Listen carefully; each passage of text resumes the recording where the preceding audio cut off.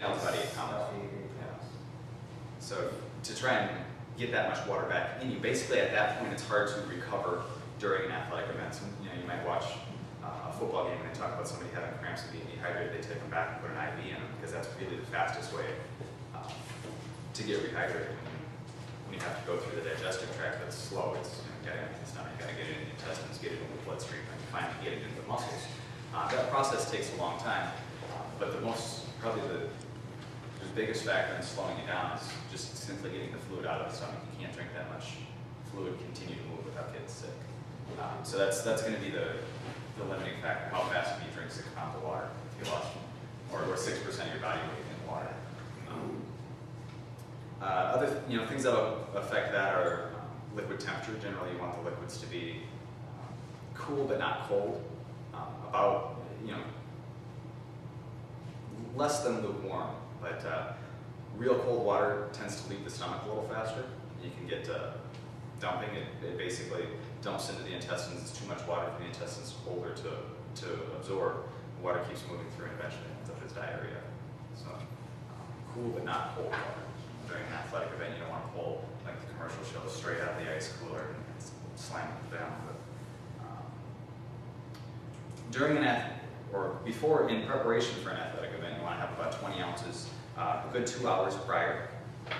So if you've got a 7 o'clock football game with dinner, you want to make sure that there are plenty of fluids. For practice, sometimes that's the hardest thing. You've got practice immediately after school. 2 hours prior, we're trying to get some fluid in you. So whether that means in between classes, we're trying to, between maybe 6th, 7th, and 8th periods, trying to accumulate 20 ounces of water to make sure that you're well hydrated going into that practice immediately after school. Do you guys know if are they allowed to have water bottles in school? Yeah, they can carry around. Okay, so they don't have to do it at their locker. Yeah, It's they really nice now that they can. I know Okay. at school, but I mean, my kids, they take it out of school, which is like, because they don't always have time to get to the drinking fountain too. Oh, that's so. nice. That was frowned upon. Yeah. And they never let us Yeah, do that's that. kind of running out of water. It's been a long time. Okay. Well, that's helpful. Biggest thing with that then is that you want to make sure that you're not drinking right up until practice and still having a stomach full of water. So trying to get that 20 ounces in 2 hours beforehand so that you get time to digest it, get it in your body, get it into your muscles. So you want to finish drinking it? Finish 2 hours drinking it, out? yep. 2 hours out. Now you can still, of course, continue to sip, but the bulk of the water should be in your body 2 hours beforehand so that you have time to digest it and get it in the muscles. If you're continuing to drink afterwards, again, the idea is just not to have a stomach full of water beforehand. So maybe that means for the last 15 or 20 minutes before practice you're not drinking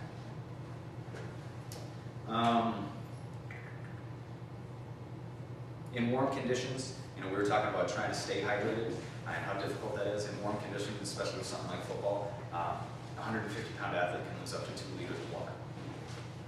That's almost 4.5 pounds.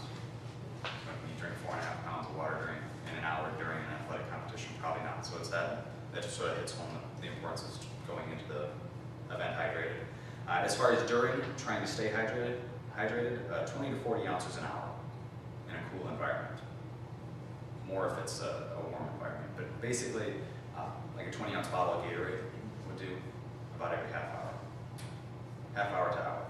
Kind of depends upon the size of the kid and how much they can handle, but if you've got an 8-year-old drinking 40 ounces in an hour, it might be a tough thing to do with little stomachs. So yeah, for kids under 14, you can pretty much half that, so maybe 10 to 20 ounces. How do you know if you're staying hydrated? Well, one, we don't have any of those symptoms that we listed before. We're staying cramp-free, we're feeling good during exercise, we're not getting overheated, continuing to sweat, continuing to produce urine, and that urine should be pale colored. I think the handout kind of covers that. That's really one of the easiest ways to tell how hydrated you are. Basically, urine color and urine odor. So it should be mostly colorless and not have any strong odor.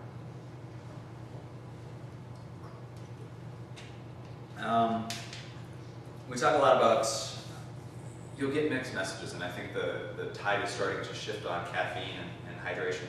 In general, we don't like caffeine beverages, especially when we're trying to stay hydrated, because caffeine is a diuretic.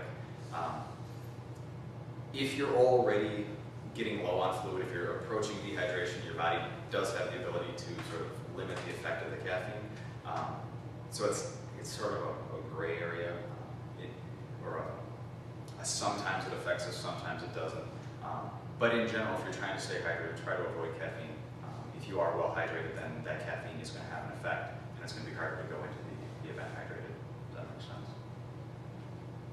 So, you know, really popular drinks are like the Full Throttles and the Monsters, and all of those drinks are really popular right now. So, Do you guys drink this? No. that's good. Once in a while, not that we're happy about it, but. It's our future and Yeah. diabetes right there.